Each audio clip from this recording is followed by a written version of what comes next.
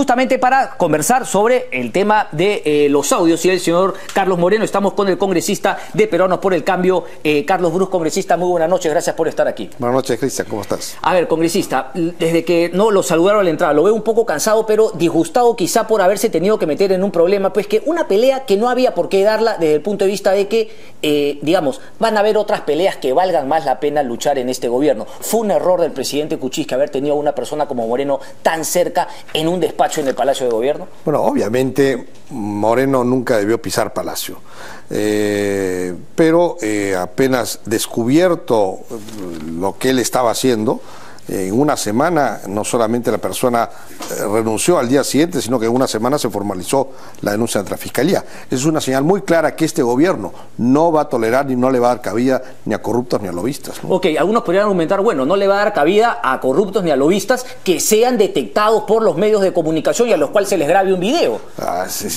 Si hay algún corrupto que no se le detecta, pues ni Mandrake lo puede es que la ubicar, pregunta va ¿no? por el señor Moreno porque tenía una denuncia, o sea, es decir, torearon al diablo, lo tentaron al demonio al poner al señor Moreno ahí, ¿o no? Insisto que él no debió pisar Palacio de Gobierno, pero la señal que el gobierno ha dado ante la presencia del señor Moreno y ante las evidencias que salieron en los audios que se comprobaron días después que tenían correlato con la realidad, inmediatamente se ha actuado con toda energía y por mi parte, ojalá que tenga prisión preventiva para que pase todo este proceso con cárcel efectiva, ¿no? Eso no es, digamos, una manera de decir, bueno, justamente lo que está diciendo, nos deslindamos, pero no es tan real que vaya a ser prisión efectiva. Lo acabamos de hablar con la doctora Julia Príncipe. Hay muchas personas que han sido vinculadas al tráfico de influencia y quizá, no quiero creer que así sea, pero lo más probable es que este tema se va a enfriar en un tiempo, el golpe a la imagen del gobierno va a quedar y la persona quizá ni siquiera termine presa.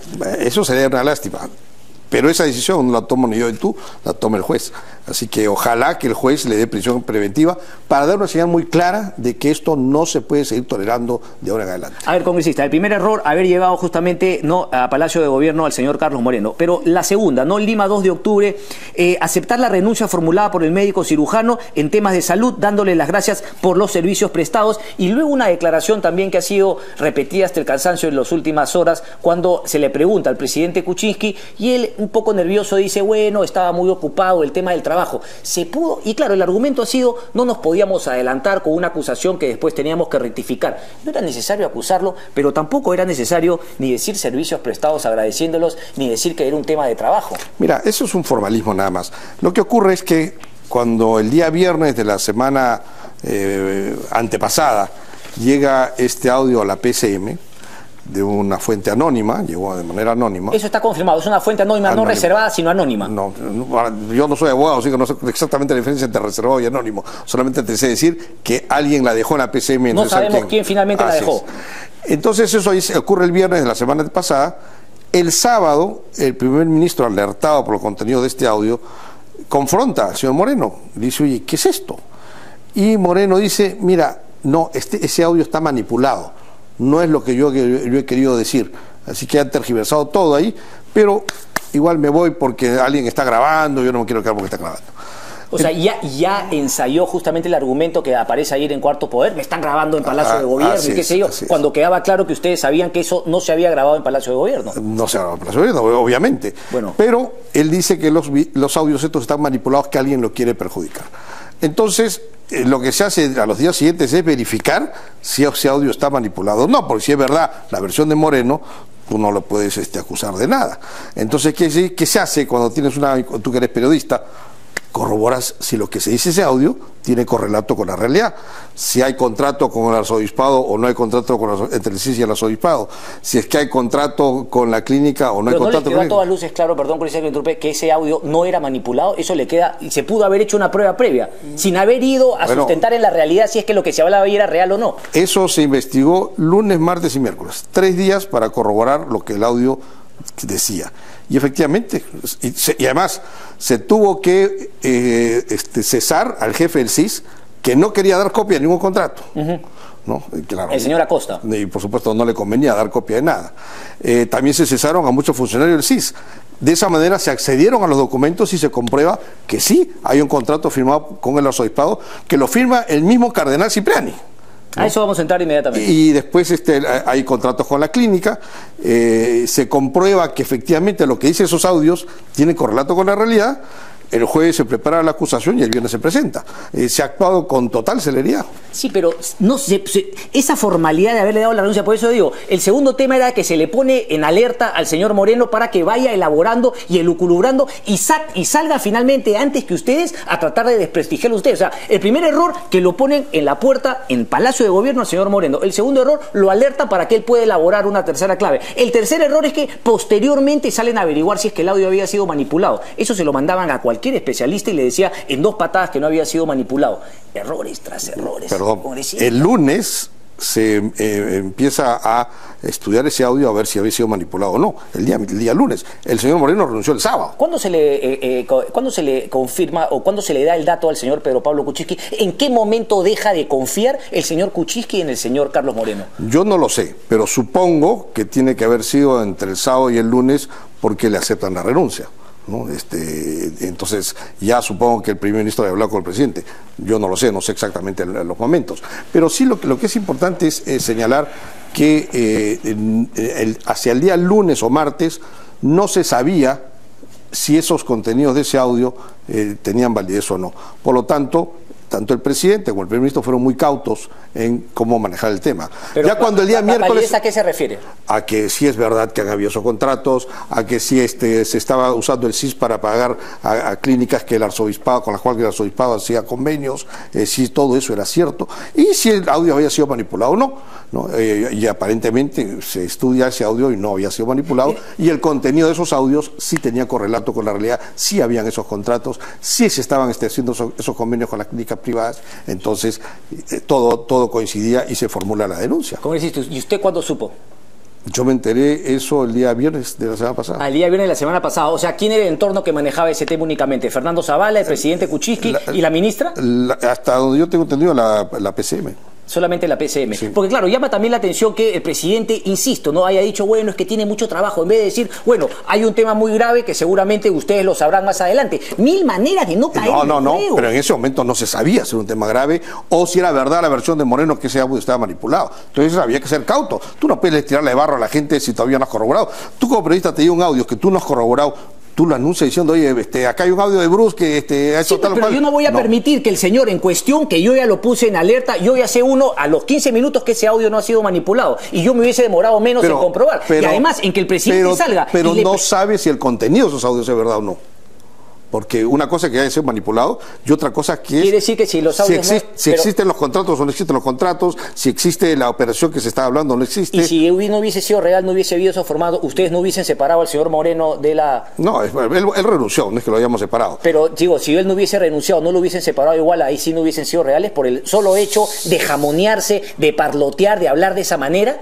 No se sabe hasta qué punto ese audio pudo haber sido manipulado, no sabemos. O sea, tú me estás planteando una situación que no es real. Si es que el audio no fuera en verdad, ustedes habrían hecho esto. No, pero es que bueno, prácticamente si mi abuela no hubiera muerto, estaría viva. Que tenemos que aplaudir prácticamente la manera, y la verdad es que el gobierno se equivocó de pe a pa y ha hecho lo mínimo que tenía que hacer. No hay ninguna seguridad. Yo no estoy de acuerdo. El viernes se recibe el audio, el sábado se le confronta, el señor renuncia, el lunes y el martes se corrobora si ese audio tiene correlato con la realidad. Entre el miércoles y jueves se hace la denuncia y el viernes se presenta.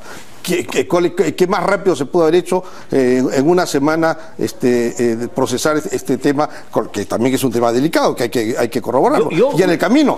Yo hubiese encarado al señor Moreno con la seguridad de que lo que estaba en ese audio era cierto, se daba en los documentos, y de que además no había sido manipulado, para no permitir que salga con una fuga de tondero y que además ponga en complicada al presidente Kuczynski cuando dijo que lo que tenía el señor Moreno era una renuncia por mucho trabajo. Eso hubiese sido, creo que se hubiese... El señor Moreno ha terminado con una denuncia ante la Fiscalía, la Procuraduría está interviniendo y va a pasar los siguientes meses muy mal, porque correcto, va a tener que explicar los actos que le está relatando esos audios. Le han dado digamos, municiones finalmente el argumento que fue muy utilizado por la oposición y que ahora pues no carecería de legitimidad, el tema de los lobbies congresistas. Bueno, pero vemos la actitud del gobierno, no es una actitud de apañar esto, no, se ha investigado y se ha actuado firmemente. O sea, esa es una clara demostración que no se va a tolerar a ningún lobista dentro del gobierno. Correcto, pero pero queda la duda de si es que efectivamente por omisión, digamos, por pecar de iluso, de ingenuo, pues el presidente Kuczynski sigue teniendo gente que podría querer sacarle la vuelta, como ha quedado claro, el señor Moreno lo quiso hacer. ¿Qué medidas se tomarían para eso? Pero ha quedado claro cuál ha sido la actitud del gobierno. Respecto de la reacción, pero no sabemos si es que hay gente todavía que, digo, por ingenuidad del presidente, pues la tiene todavía cerca queriendo hacer lobbies similares y que no hayan sido detectados todavía.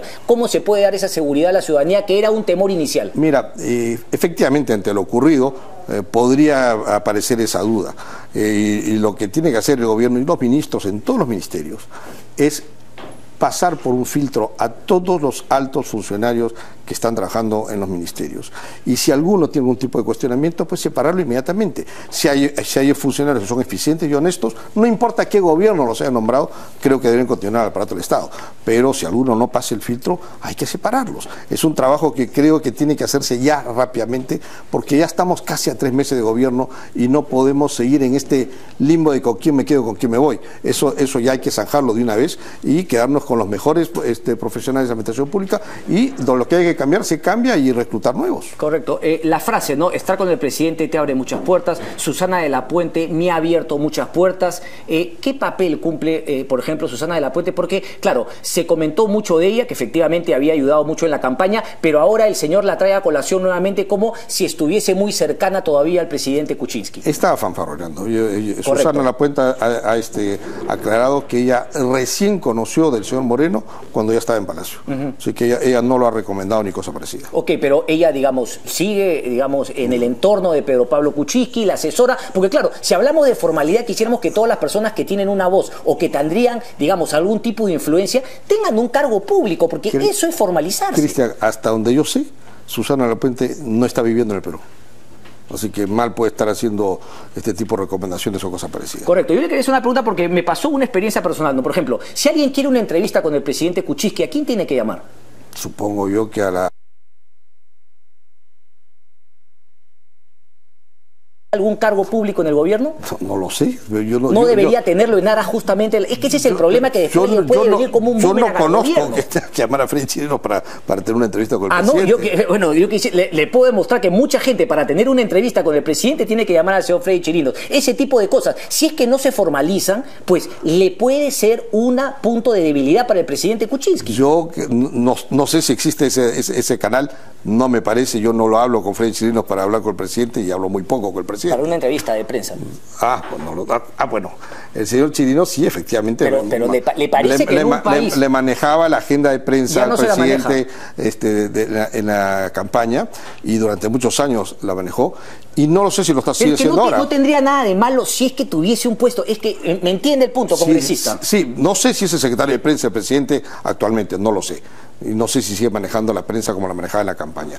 Eso yo no estoy Lo coherente informado. Sería que si lo sigue manejando, si no fuera, efectivamente, que lo nombren y punto. Ganando o sin ganar remuneración. Pero por supuesto, ¿no? Pero un cargo público que finalmente formalice y transparente ese tipo de cosas. Usted me quería hablar sobre el arzobispado de Lima. ¿Cree que ha pasado piola? Ha sacado un comunicado que prácticamente no dice absolutamente nada. ¿Por qué en declaraciones he leído que el arzobispado también tiene mucho que explicar al respecto?